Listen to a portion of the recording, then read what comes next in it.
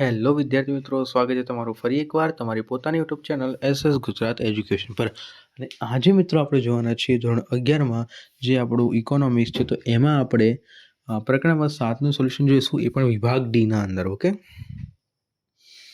તો વિડીયોને મિત્રો અંત સુધી જોજો. વિડીયો ગમશે તો વિડીયોને લાઇક, ચેનલને મિત્રો સબસ્ક્રાઇબ કરવાનું ભૂલતા નહીં. અને જો તમે આખા ગાલા અસાઇનમેન્ટના સોલ્યુશનની PDF મેળવવા માંગતા હોય તો નીચે તમને ડિસ્ક્રિપ્શનમાં મોબાઈલ નંબર આપેલો જ છે.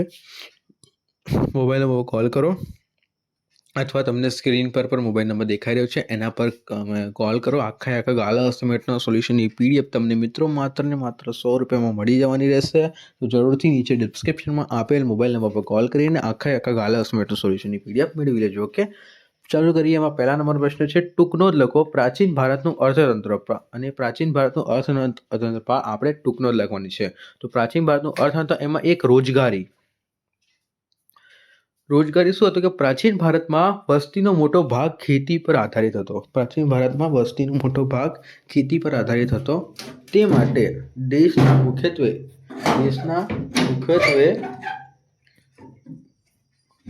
મુખ્યત્વે ગ્રામીણમાં અર્થતંત્ર પર આધારિત હતો. ઓકે, ભારતની વસ્તીનો મોટો ભાગ શું હતો? ખેતી પર આધારિત હતો. શું કીધું છે? રોજગારી. પ્રાચીન ભારતમાં વસ્તીનો મોટો ભાગ ખેતી પર આધારિત હતો અને દેશના મુખ્યત્વે ગ્રામીણ અર્થતંત્ર પર આધારિત હતો. ખેતી, તો કે પ્રાચીન ભારતની ખેતી વૈવિધ્યપૂર્ણ અને સમૃદ્ધ હતી. ગ્રામ્ય વસ્તીની જરૂરિયાતોની વસ્તુઓ જેવી કે અનાજ, શાકભાજી, ફળદાયા તેમજ અન્ય ખેતીજન્ય વસ્તુઓ ઉત્પાદન કરી તેમજ પશુપાલન, કપડાં, જૂનાતના ગૃહ ઉદ્યોગ દ્વારા તેમનો સુખમય જીવન નિર્વાહ કરતી હતી. ઓકે, ત્રીજું છે ઉદ્યોગ. 19મી સદી પહેલા ભારતીય ઉદ્યોગ પેદાશોનું ઉત્પાદન કરનાર મુખ્ય દેશ હતો. 19મી સદી પહેલા ભારત ઔદ્યોગિક પેદાશોનું ઉત્પાદન કરનાર મુખ્ય દેશ હતો. ભારત મુખ્યત્વે સુતરાઉ અને માલમલ કાપડનો નિકાસ કરતો દેશ હતો. આ ઉપરાંત કાચું રેશમ, ગરમ કપડાં, ઘડી, તાડપત્રી, મૂર્તિઓ વગેરેની વસ્તુનું ઉત્પાદન કરવા અને નિકાસ ભારતમાં દેશમાં કરતો હતો.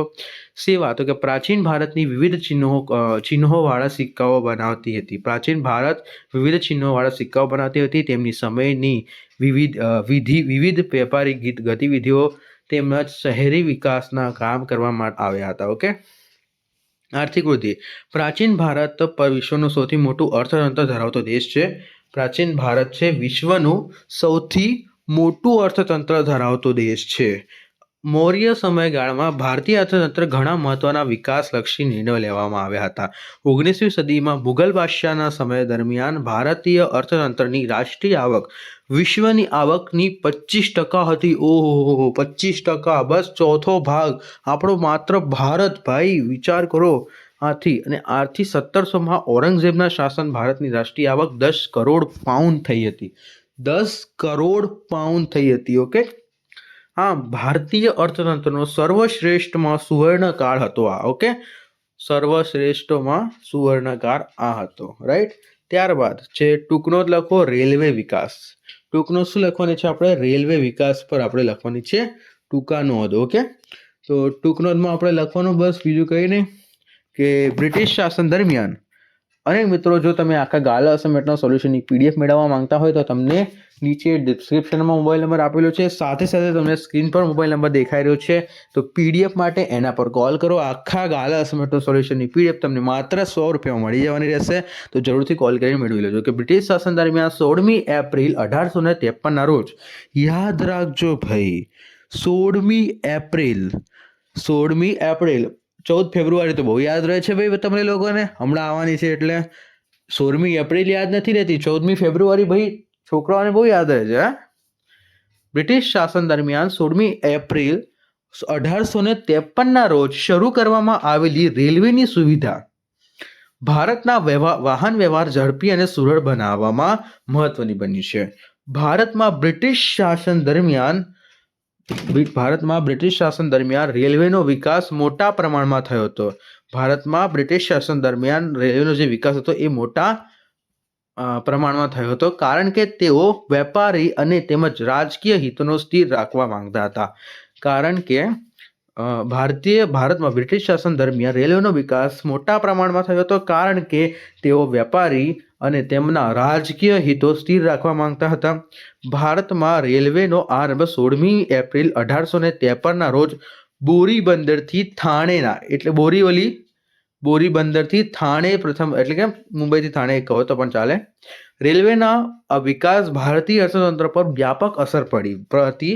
પરિવહન ખર્ચ ઘટતા દેશના આંતરિક અને વિદેશી વેપારમાં વધારો થયો છે. દેશના ઉદ્યોગો અને ખેતીને મોટો લાભ થયો છે અને રોજગારીની તકો સર્જાઈ છે. ઓકે, 1947 સુધીમાં ભારતનું રેલવે નેટવર્ક 53,000 કિમી લાંબો રૂટ ધરાવતો હતો. ઓકે, 1947માં એટલે કે આઝાદીના વખતે ભારતનું રેલવે તંત્ર મિત્રો શું 53,000 કિલોમીટરનું લાંબુ રૂટ ધરાવતું હતું, જે વર્તમાન અંદાજે 65,000 કિલોમીટર જેટલું થાય છે મિત્રો. જે અંદાજે અત્યારે 65,000 કિલોમીટર છે, ત્યારે 53,000 કિલોમીટરનું થઈ ગયું હતું. ઓકે, અત્યારે 65,000 કિલોમીટર છે. ભારતીય રેલવે વિશ્વમાં ચોથા નંબરનું વિશ્વનું સૌથી મોટું રેલવે નેટવર્ક ધરાવે છે. વિશ્વમાં ચોથા નંબરનું, એશિયામાં પ્રથમ નંબરનું, યાદ રાખજો મિત્રો. ઓકે, ત્યારબાદ ત્રીજા નંબરનું, અને વિડીયોને લાઈક, ચેનલ સબસ્ક્રાઈબ કરવાનું ભૂલતા નહીં મિત્રો. નવા આવ્યા હોય, જૂના હોય, જોવાનું રહી ગયું હોય, ચેનલ સબસ્ક્રાઈબ તો કરીને જ રાખવાની ભાઈ. ઓકે, આ કેવું ના પડે આપણે વારવાર. અને આખા ગાલા અસાઇનમેન્ટના સોલ્યુશનની પીડીએફ મિત્રો તમને સ્ક્રીન પર મોબાઈલ નંબર દેખાઈ રહ્યો છે, એના પર કોલ કરો. અને આખા ગાલા અસાઇનમેન્ટના સોલ્યુશનની પીડીએફ તમને નીચે ડિસ્ક્રિપ્શનમાં પણ મોબાઈલ નંબર આવેલો છે, તેના પર કોલ કરો. ઓકે, માત્ર 100 રૂપિયા પ્રાઇઝમાં બધા વિષયો સંપૂર્ણ ગાલા અસાઇનમેન્ટનું સોલ્યુશન મળી જવાનું છે. ઓકે, તો જરૂરથી કોલ કરીને મેળવી લેજો ભાઈ. આયાત અને નિકાસ થતી વસ્તુઓ પર લેવાતો કરવેરો જકાત કહેવામાં આવે છે. આયાત અને નિકાસ પર થતી વસ્તુ પર લેવાતો કરવેરોને જકાત કહેવામાં આવે છે. ઓકે, તો કે ઈસ્ટ ઇન્ડિયા કંપનીએ મુઘલ બાદશાહની પરવાનગી મેળવીને પોતાના મુઘલ શાસિત પ્રદેશોને પૂરતી જકાતો માફ કરાવી હતી, જ્યારે અન્ય પ્રદેશ ભારત વેપારને વિવિધ પ્રદેશ માટે જકાત ભરવી પડતી હતી. ઈસ્ટ ઇન્ડિયા કંપની મુઘલ બાદશાહ પરવાનગી મેળવ્યા બાદ પોતાના મુઘલ બાદશાહ શાસિત પ્રદેશોમાં પૂરતી જકાતો માફ કરાવી હતી, અને જ્યારે અન્ય ભારતના વેપારીઓને વિવિધ પ્રદેશ માટે જકાત ભરવી પડતી હતી.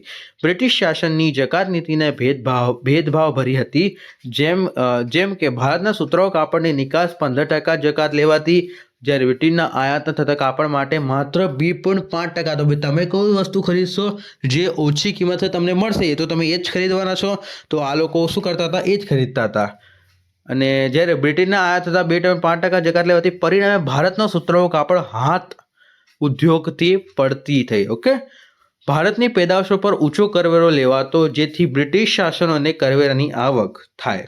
ઓકે, અને ભારતીય પેદાશો ઓછો વેચાય. આમ બ્રિટિશ શાસનની કરવેરાની નીતિ બ્રિટનને લાભ થાય તો તે મુજબ નક્કી કરવામાં આવી. ઓકે, ચોથા નંબરનો પ્રશ્ન, સેવા વિભાગોનું ભારતની રાષ્ટ્રીય આવકમાં યોગદાન જણાવો.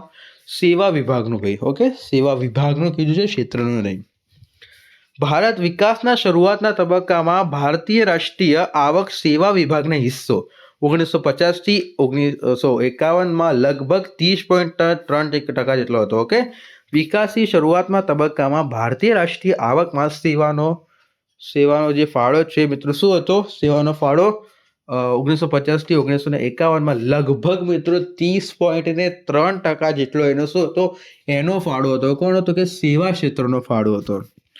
વર્ષ 2001માં રાષ્ટ્રીય આવકમાં સેવા વિભાગોનો હિસ્સો, વર્ષ 2001માં એવું લખી દો તો પણ ચાલે. રાષ્ટ્રીય આવકમાં સેવા વિભાગનો હિસ્સો 2001માં રાષ્ટ્રીય આવકમાં સેવા વિભાગનો હિસ્સો વધીને 50.4% થઈ ગયું. વધીને શું થઈ ગયું મિત્રો? 50.4. પહેલાં શું હતું? 30.3 હતો. હવે 2002 થી 2001માં 50.4% થઈ ગયું, જેટલો થયો હતો. અને આમ આઝાદી પછી સેવા વિભાગનો વિકાસ ઘણા ઊંચા દરે થયો છે ભાઈ. આજે તે દેશના રાષ્ટ્રીય આવકમાં સેવા વિભાગના હિસ્સે લગભગ 52.7% જેટલો છે, અને જેથી પરથી દેશના આર્થિક વિકાસના નેતૃત્વ સેવા વિભાગની સંભાળી રહ્યો છે. એનું ચલચિત્ર ઉપસી આવે છે. ત્યારબાદ 5મા નંબરનો પ્રશ્ન મિત્રો જોઈશું, ભારતનું અર્થતંત્ર એક અલ્પ વિકસિત અર્થતંત્ર છે, સમજાવો ભાઈ. Okay, video like, channel subscribe કરવાનું ભૂલો નહીં. આખા ગાલાસ માટે સોલ્યુશન માત્ર 100 રૂપિયામાં મળી જશે, કોલ કરીને મેળવી લો. ઓકે, 1900 થી 20 આઝાદી સુધીના ભારતનું અર્થતંત્ર એક અલ્પ વિકસિત છે, સમજાવો. તો કે 1920 થી આઝાદી સુધીના સમયગાળા દરમિયાન ભારતીય માથાદીઠ આવક સ્થગિત રહેવા પામી છે. 1920 થી આઝાદીના સુધીના સમયગાળા ભારતની માથાદીઠ આવક સ્થગિત રહેવા પામી છે. આઝાદી બાદ તેમાં વધારો થયો છે, પરંતુ વિકસિત દેશની તુલનાએ તે ઘણી ઓછી છે. વિકસિત દેશની તુલનાએ તે ઘણી ઓછી છે. જે ભારતની વસ્તીનો મોટો ભાગ ગરીબી રેખા નીચે તે સૂચવે છે. ઓકે, શું મોટો ભાગ શું સૂચવે છે મિત્રો? આ ભારત ગરીબી રેખા વિશે છે એવું સૂચવે છે આ. ઓકે, ત્યારબાદ દેશના ખેતી સિવાયના બીજા ક્ષેત્રોનો વિકાસ ઘણો ઓછો થયો હતો. પરિણામે દેશની મોટા ભાગની વસ્તીને જીવન નિર્વાહ માટે ખેતી ક્ષેત્ર પર આધાર રાખવો પડે છે.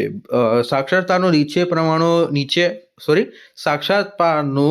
નીચું પ્રમાણ તેમજ ઊંચા ભારમળન પ્રમાણને લીધે માનવ વિકાસ અલ્પ રહ્યો હતો. ઓકે, આમ ભારતનું અર્થતંત્ર અલ્પ વિકસિત અર્થતંત્ર છે અને એમ કહી શકાય છે.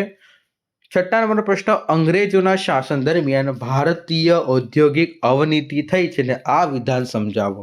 તો કે અંગ્રેજોએ આર્થિક લાભ મેળવવા તેમજ રાજકીય રીતે પંગદંડો જમાવવા માટે ઈસ્ટ ઇન્ડિયા કંપનીની સ્થાપના કરી હતી. વર્ષ 1750 થી 1830 દરમિયાન બ્રિટનમાં ઔદ્યોગિક ક્રાંતિ થઈ. પરિણામે અંગ્રેજોએ ભારતમાં પણ વિવિધ ઉદ્યોગની શરૂઆત કરી.